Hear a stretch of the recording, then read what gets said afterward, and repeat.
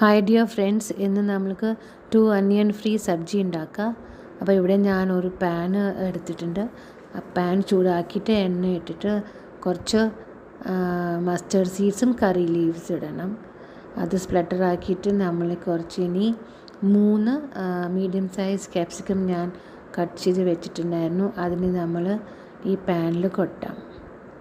അത് കഴിഞ്ഞിട്ട് നമ്മൾക്ക് ഈ വലിയ കയ്യിൽ കാണില്ലേ, ആ വലിയ കയ്യിലിൻ്റെ ബോയിൽഡ് ചെന എടുക്കണം. ആ മെഷറിൻ്റെ ചെന എടുത്തിട്ട് അതിൻ്റെ കൂടെ കുറച്ച് വെള്ളം ഇട്ടിട്ട് കുറച്ച് മഞ്ഞൾപ്പൊടി, സോൾട്ട്, പെപ്പർ ഇട്ടിട്ട് ഒന്ന് മിക്സ് ആക്കിയിട്ട് ഇതിനെ നമ്മൾ ഇങ്ങനെ മൂടി വെക്കണം.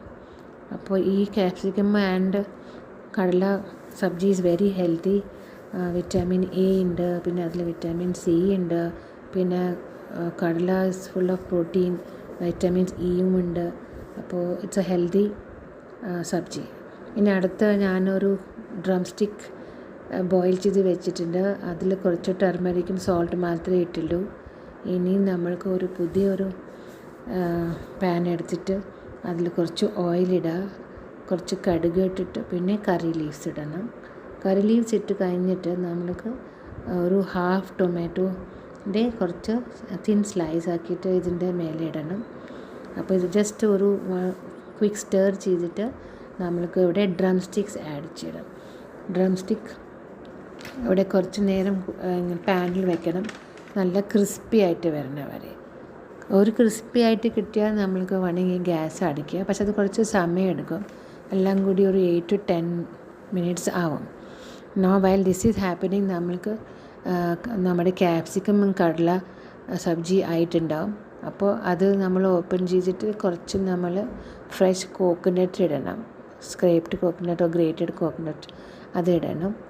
ഇനി അത് കഴിഞ്ഞിട്ട് നമ്മൾക്ക് പിന്നെയും നമ്മൾ ഡ്രം സ്റ്റിക്ക് നോക്കുമ്പോൾ ഡ്രം സ്റ്റിക്ക് ഓൾമോസ്റ്റ് ഡൺ. ഇനി കുറച്ചുകൂടി ആവാനുണ്ട്.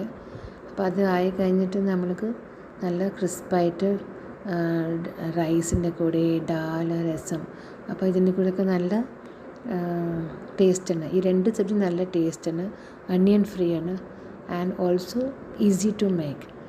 അതുകൂടെ ഡ്രം സ്റ്റിക്സ് കുട്ടികൾക്ക് നല്ല ഇഷ്ടമാകും, കാരണം ഉണ്ണി സോൾട്ട് മാത്രമേ ഉള്ളൂ. അപ്പോൾ നല്ല ടേസ്റ്റ്. ഇത് വേറെ റെസിപ്പി കൂടി ഉണ്ട്, അതിലും ടൊമാറ്റോ ഒന്നും വരില്ല. ജസ്റ്റ് ചുമ്മാ ഇങ്ങനെ എണ്ണയിൽ ഈ ഡ്രം സ്റ്റിക്ക് ഇട്ടിട്ട് ഫ്രൈ ചെയ്യണം. അതും ഒരു മെത്തേഡ് തന്നെ, അതും നല്ല ടേസ്റ്റ് ആയിരിക്കും. അത് ഇതുപോലെ ക്രിസ്പായിട്ട് എടുക്കണം.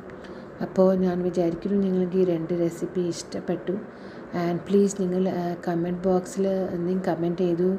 And also like the video if you liked it. അപ്പോൾ ഇത്രയേ ഉള്ളൂ ഈ വീഡിയോയിൽ. Thank you. Do like and subscribe to my channel.